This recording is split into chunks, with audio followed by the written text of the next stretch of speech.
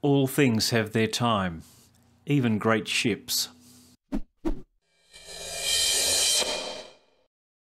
full title of Turner's painting is The Fighting Temeraire, tugged to her last berth to be broken up, 1838. Turner titled his painting to name the ship and name the date and occasion. This is a beloved painting.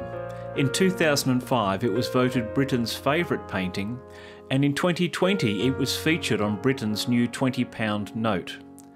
It is on display at the National Gallery in London. At the same time, it is both dramatic and poignant. Dramatic because of that sky and ghostly magnificence of the ship. Poignant because it is being towed by a tug. It is going to its last berth.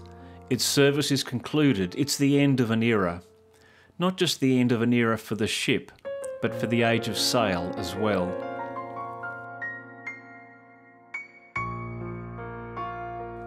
Joseph Mallard William Turner was in his 60s when he painted this in 1839. He had been painting since his childhood.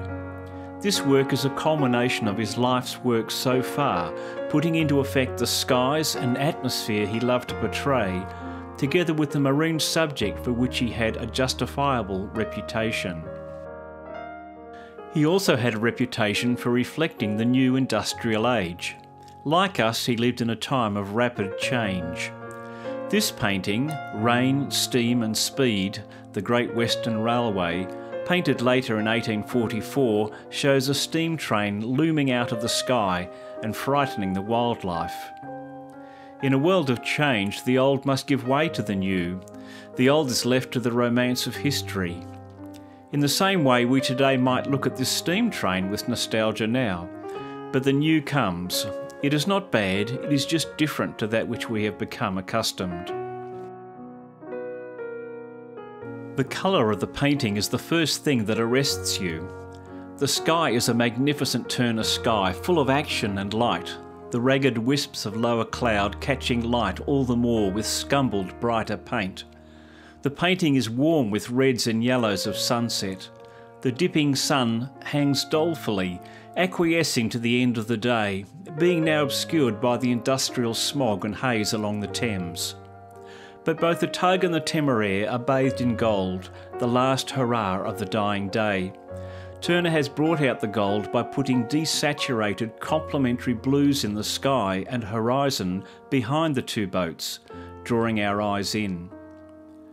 The Temeraire is ghostly. Compare it to the strongly defined tug in the foreground. The Temeraire is riding high in the water because it is empty. Its guns have all gone, its crew long vanished, its sails furled. The strong engine-powered tug is in front, its twin water wheels churning the water, its reflection bold and clear. It is not named, but it is the future. The age of sail is passing. The glories of the past are being retired. The sun is setting on this glorious ship. The old glory is passing away, fading. The sun reflects brightly off the tug, but is only a sympathetic glow on the old ship.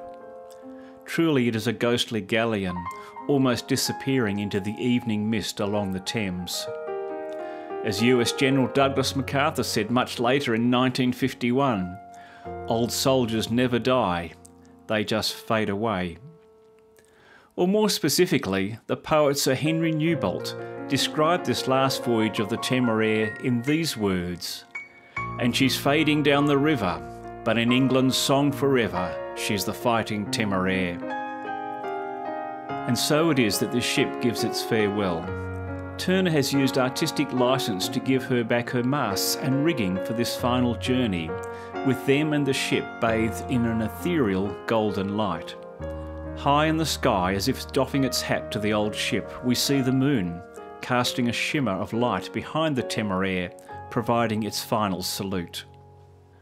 The tug's smoke obscures the jackstaff, but the flag has long been taken down, and the only flag we see is the tug's commercial one. In the distance on the Thames we see the marks of industry and the occasional set of masts, barely visible. Behind the tug a smaller sail is steering to keep out of the way, and behind that an echo of the old glory, a three-master in full sail making its way out of the painting and away from us, off into its own history, to be retained only in the memory of those who knew those times, who hauled the sheets and pulled up the sails.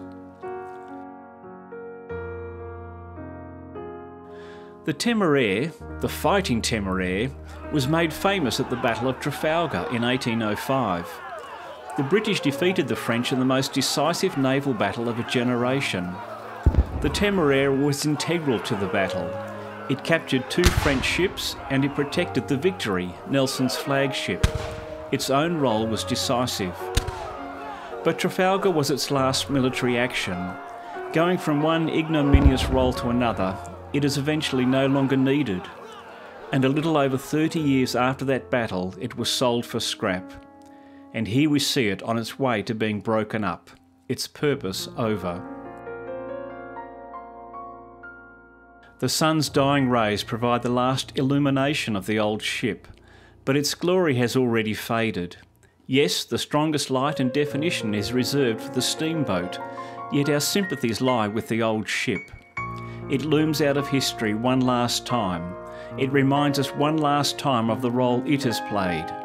It is the Temeraire, not the tug, that has struggled, has battled, and has worn its battle scars with pride.